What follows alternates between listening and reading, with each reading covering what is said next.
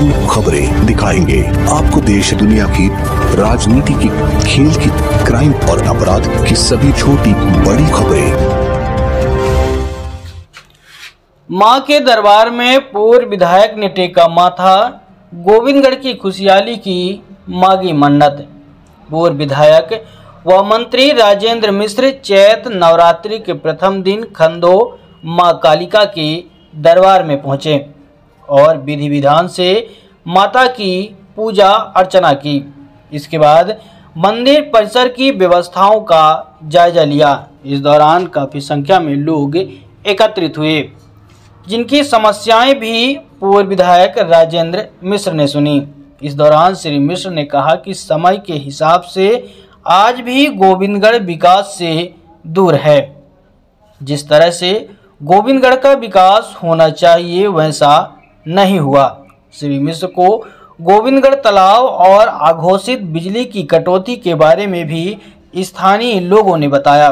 उस पर श्री मिश्र ने कहा कि यह सरकार केवल लाखों करोड़ों का काम गिनाती है, लेकिन जमीन पर कुछ नहीं दिखता। गोविंदगढ़ तालाब को खज्जी मुक्त कराने और बिजली की समस्या को लेकर जल्द ही शासन प्रशासन से बात कर समस्या का निराकरण कराए जाने की बात कही।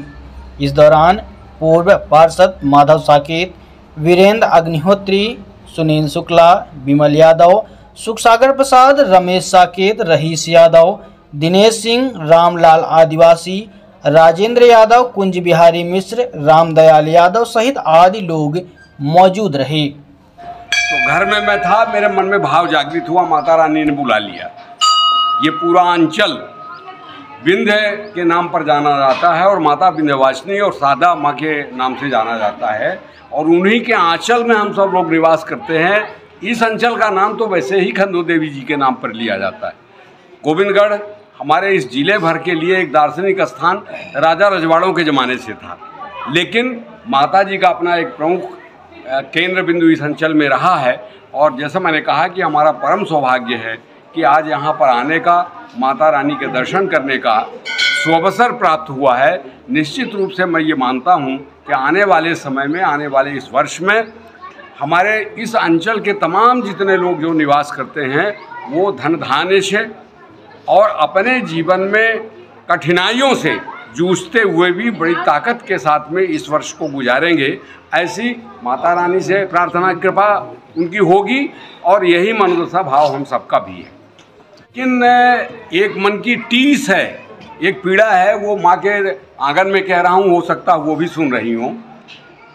गोविंदगढ़ को जिस तरीके से एक सुंदरता मिलनी चाहिए, जो ये आकर्षण इस अंचल में है, उसका ठीक तरीके से दोहन और ठीक तरीके से उस पर जो काम होना चाहिए वो दिखाई नहीं पड़ता है। ये मन की पीड़ा है, किसी पर आरोप नहीं है।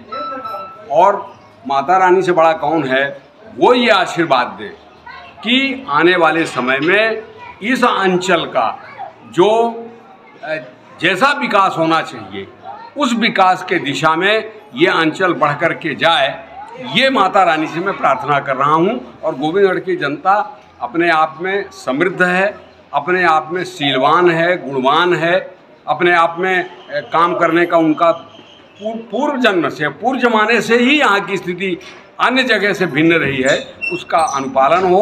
और ये जिस तरीके से फल फूल रहा है, बढ़ रहा है ये अंचल, वो देख करके मन में प्रसन्नता तो होती है। लेकिन जैसा मैंने कहा कि इतना बड़ा भव्य गोविंदगढ़ का तालाब वो जब खज्जी से पट जाता है तो मन में पीड़ा होती है।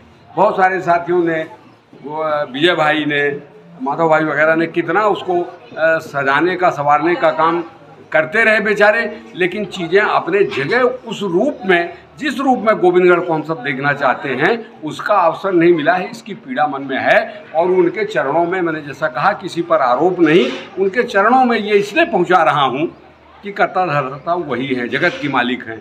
तो इसलिए इस दिशा पर भी उनका ध्यान जाए और इसका और प्रगति और विकास हो, ये कहना चाहते हैं।